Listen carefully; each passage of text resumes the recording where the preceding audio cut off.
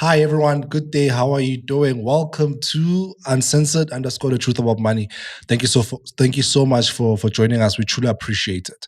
So today I have a special guest, right? But this guy, he's no stranger to the show. He's been here before.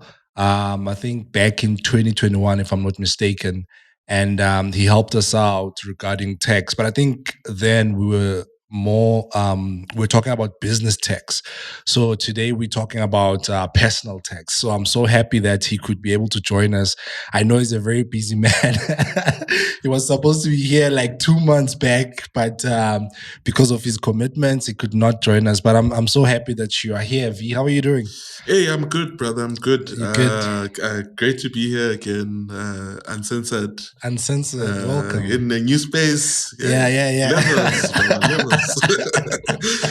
So today we're talking about tax. So when does the tax season actually start? So, okay, let's start here. So the tax year for every individual. Yeah. So we're talking about personal tax, individual tax, right? Yeah. Starts from one March every year to 28 February. So that's the year, and that's the year of assessment. So when they talk about year of assessment, they're talking about that. But typically, the tax filing season, there's a specific period when you can file your tax returns. It starts typically around July.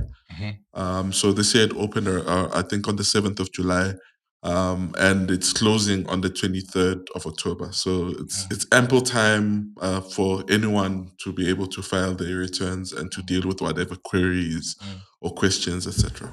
So now who needs to submit a tax return? Cool. So essentially, tax returns, right? Let's take a step back. What's the purpose of a tax return? It's a way for SARS to reconcile what your tax liability is to them, right? So every single person who's working has to pay a certain amount of tax based on their income.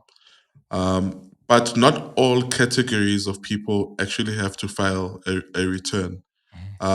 So there are some people who don't reach a certain threshold. That's going to come up a lot, I think, in our conversation today. There's a specific threshold that SARS sets every year to say these people that earn over this X amount, I don't know what it is for this year, need to be filing tax returns every year. So all those people that exceed the threshold need to, let's say the threshold is 100K. Everyone who has earned over 100K for the year of assessment need to file a return. And then there's other specific requirements that if you are falling within these buckets, you have to file a return. So, for example, if you receive interest or foreign dividends during the year, that's more than 15,000. If you are under 65, or more than 22,000 if you are 65 and older, you have to submit a tax return. In essence, what it says, right, is that if you have income that is outside of your employment, so let's say I have a little side hustle, or I have an investment where I'm making money, you need to declare that. So if I have a building that I'm using to earn a bit of rental income, I need to declare that, because with my salary, it's easy. SARS is able there's PAYE, they are able to take that money every month. Whereas with my little rental business, they're not able to, and it's giving them that opportunity that with the tax return to say, actually, I don't just earn a salary. I also have this investment property which I'm earning rental income from, and SARS needs to, you need to pay Caesar at the end of the day. So that's the principle, that everyone except for these people that are under the threshold, but everyone over the threshold must submit. And whether or not you are over and under the threshold, if you have other income that you are receiving from any other source but your employer, you have to. And then is this now for then whose responsibility is it to declare that income? Is it my responsibility to declare it to SARS? And then what are the processes then thereafter? Yeah. So the declaration process is the filing of the tax return. So there are Okay. two ways in which you can file tax returns. You can either do it manually by going to SARS. Mhm. That's the old way. You know, Okay. you'll stand in lines for the whole day, etc., fill in forms. And then there's what they call the e-filing platform, sars.efiling.gov.za, I Yeah, think. yeah, yeah, yeah, yeah. And that's the preferred method for everyone because we are in a digital age now, you know. Yes, yes, yes, yes. So with that, when you register to be on that platform, you file your return there, and there in that form that you'll fill out digitally, there are different spaces where you or codes that you can use to declare different types of income. So typically, when your employer has to submit their portion of your information. So saying we've withheld X, Y, and Z from this person for the year. This is how much they earned, and so this is how much we've withheld. But if you have other additional things, that's your opportunity there to actually fill in that form and say, but I also have this policy. I also have this um, investment property that I'm earning 100,000 Rand of income every year, and whatever other things that you are earning for the year. The the consequence of not doing that Yeah. is that SARS will come for you one day, And and they do. We've seen a lot of stories. they'll come for you one day. So I highly recommend anyone who's watching to please give to Caesar what belongs to Caesar. But then how do you, like, for example, let's say I'm a session musician, you know what I mean? Or I'm an influencer or whatever the case may be. I'm not guaranteed a certain amount of money every month or whatever the case may be. You know what I'm saying? So how do I know to say, okay, cool. Now that I've earned this money, obviously I'll tell you the truth, man. The first thing that goes into your mind when you're in a salary, a certain amount of money, you don't think about you Yeah, don't think about SARS. yeah, You know what I'm saying? yeah. So when do you need to do it? Like, do you, let's say for example it's Jan and I'm getting this gig and I'm getting maybe let's say 5K. Do I need to right there and then notify them that yo, I've got this amount of money, or what? Or is there, like, maybe as you mentioned, for like session musicians, whatever, is there also like a threshold to say only when you've received this amount of money then you can speak Yeah.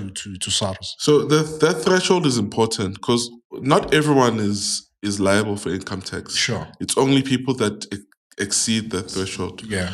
Now, with what you're saying and how you declare this is why SARS has the income tax return that you do Okay. once a year.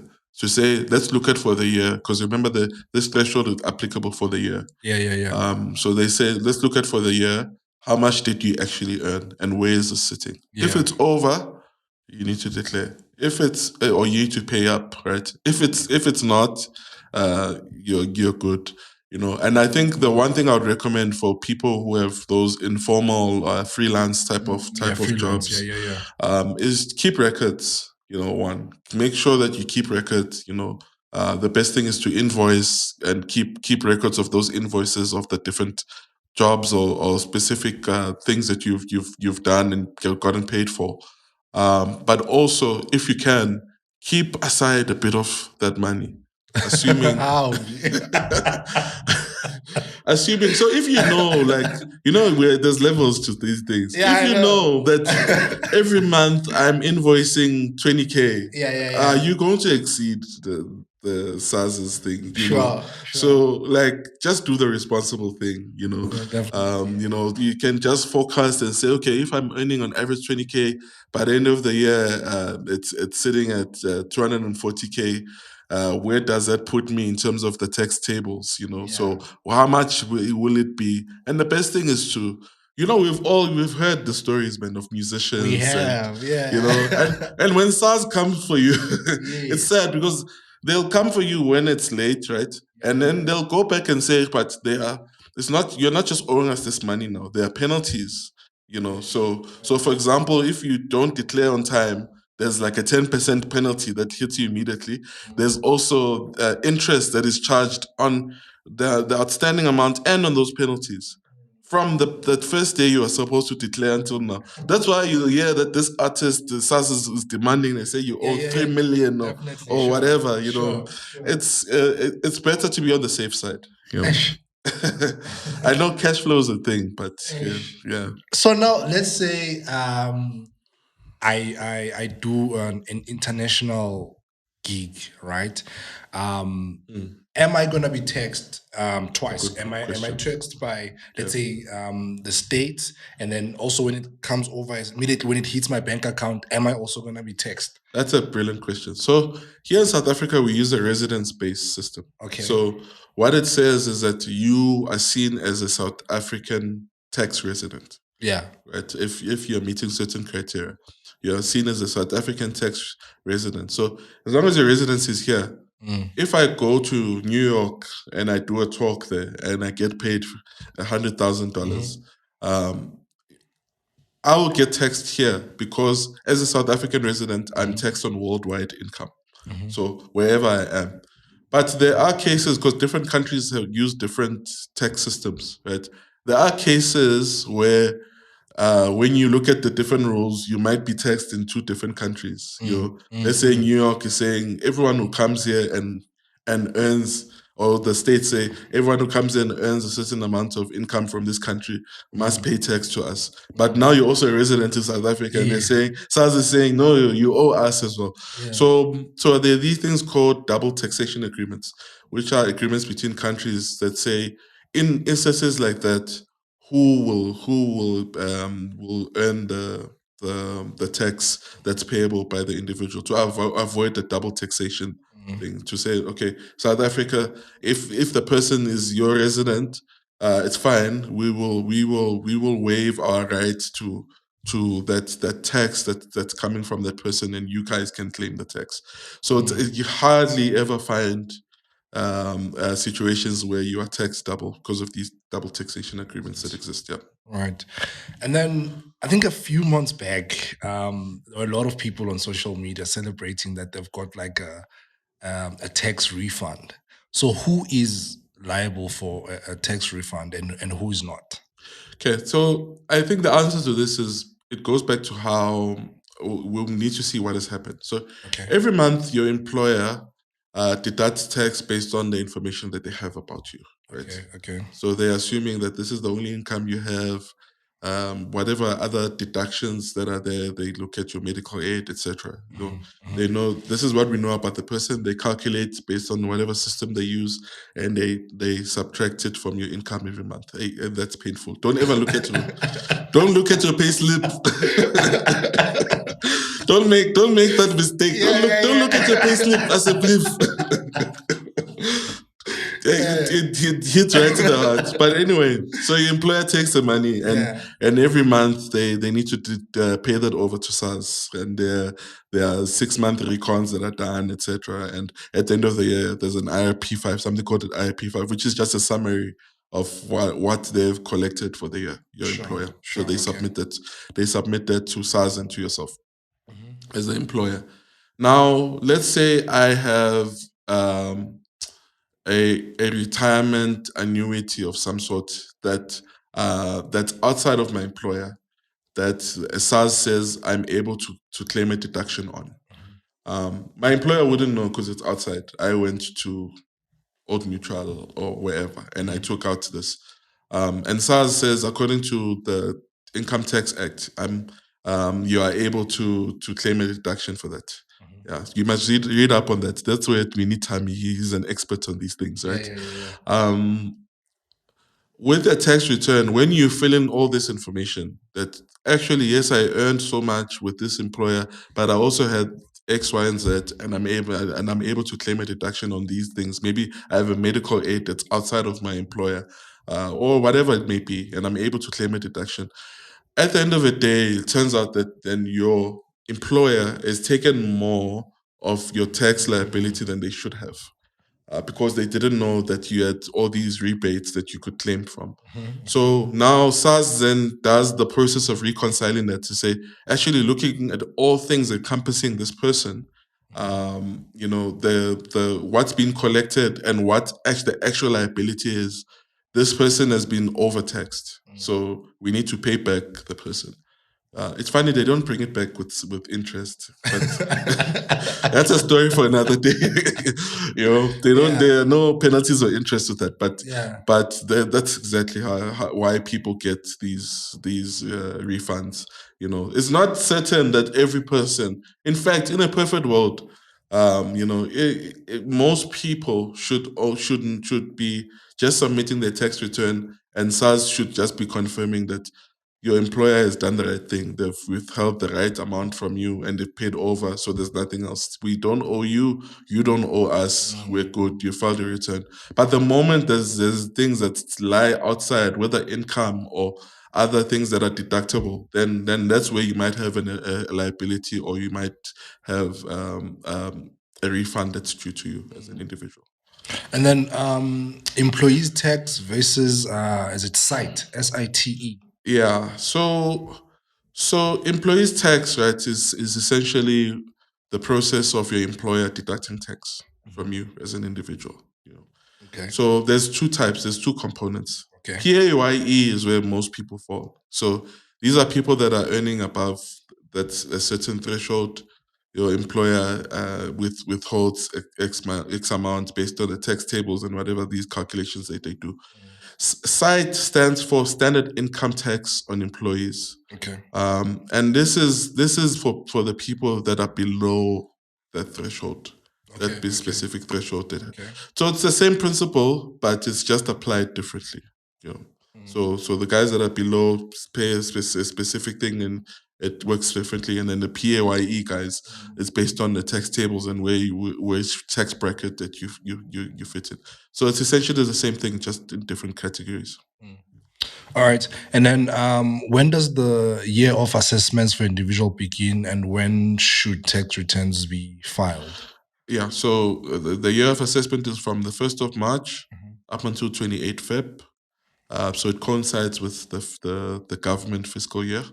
And then e-filing opens around July up until around October, November. They always give the date. So the date for this year is 23rd of October, but don't wait. Do it now. Because if SARS owes you money, they're not going to pay you interest for these months. So get your money today. Yep. Don't wait on Kamuza that we met. Heavyweight. Heavyweight. So what do I need to prepare for my e-filing?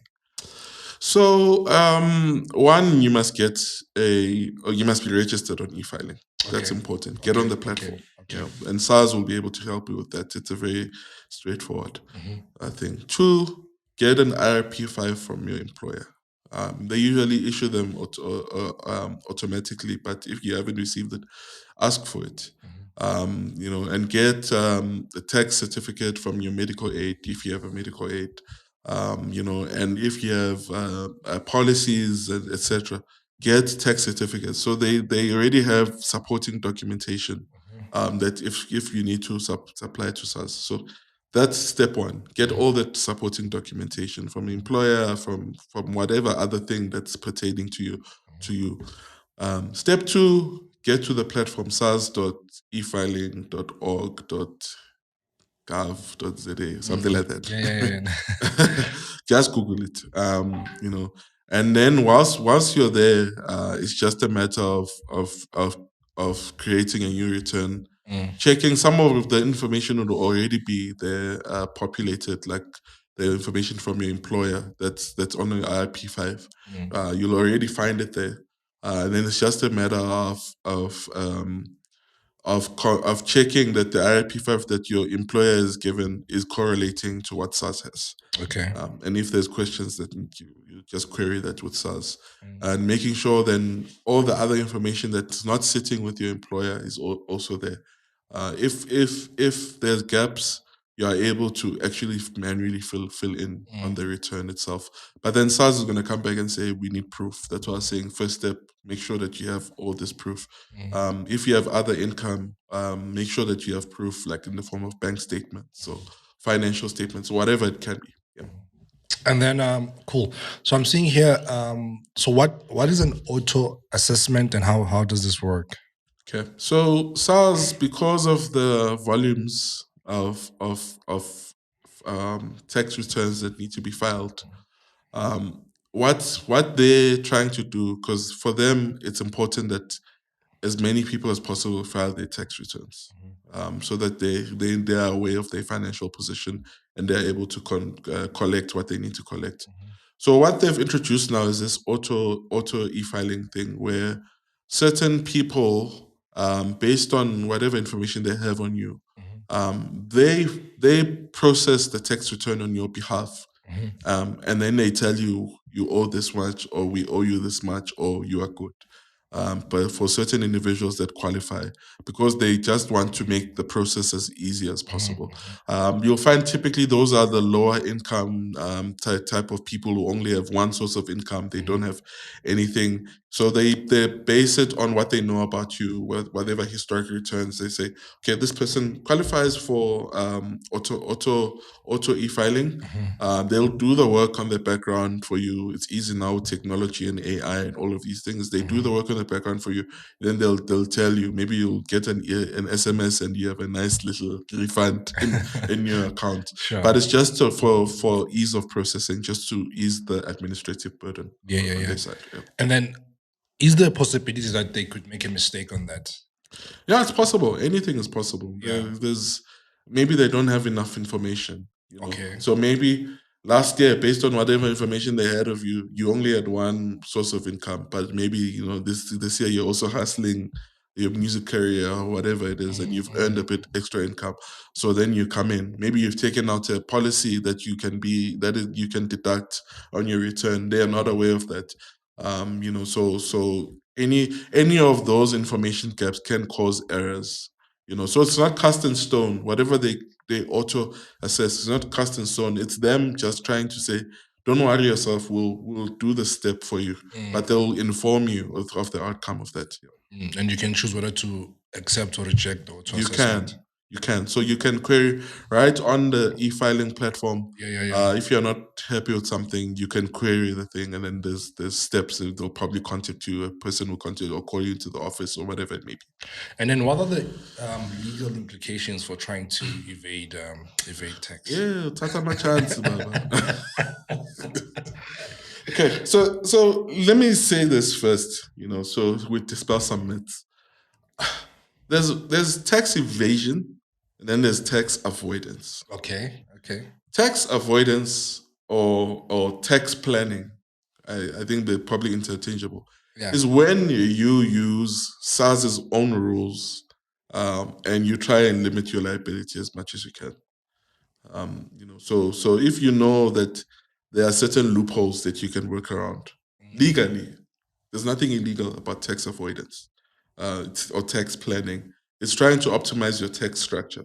In the corporate world, with corporate tax, they pay people lots of big money to optimize tax structures for that company. To say, no, if we set up the company this way, it's the same with individuals. So you can plan to say, okay, let me take out this retirement annuity. That's tax planning, and it's a form of trying to avoid tax. So if all of a sudden I get a phone call that I've got a big inheritance from a relative, maybe it's coming. It's best for me to consult a tax consultant to say, how best can I set this up so that I'm optimally set up with SARS, so that SARS doesn't take all of my money. So that's what tax avoidance is. It's just using the rules and playing within those boundaries, and not doing nothing that's illegal. But it's just me making sure that I'm paying as little tax as possible within the rules. Tax evasion is something else. Tax evasion is unlawfully. So let's say you have an investment property. You know yourself. You collected 200,000 from the tenants. Sure. You know it yourself. Sure. And then you decide not to declare, or you decide to declare a fraudulent amount to say, no, I only collected 100,000 rand. So that's unlawfully trying to avoid paying tax. So it's important. There are these two things. The tax tax avoidance is very legal. You know, as long as you are using the Income Tax Act properly, it's very legal. Tax evasion, you are playing with fire. You know, because the day SARS finds out that this is happening, you'll be hit financially. I spoke earlier about penalties and interest. They'll apply those, and you find yourself owing way more than you would have if you just declared the amount. But also there are legal implications that come with that. You know, you could find yourself fined by the state. You could find yourself imprisoned by the state. Yeah, you could go to jail, Baba. Really? We could go to jail because you know you receive the money. It's in your account, but you're not declaring. You know, and one thing I just want to advise our viewers is SARS has a great relationship with the banks. Okay. So don't think you can hide stuff. In fact, if you owe SARS enough, they are able to go and issue a garnishee order directly with your bank to say, no, we'll take it from the person's account. Yes, okay. So they know what's happening in your accounts. So it's important for you just to be honest and forthcoming. With what's happening with your money, unless your money is you are hiding it under the mattress or something, but the best thing is just be honest. Honesty is the best policy. Yeah. Thank you so much, man. I think you've answered all the questions that I had. I don't know, maybe is there something more that you'd like to add to this topic?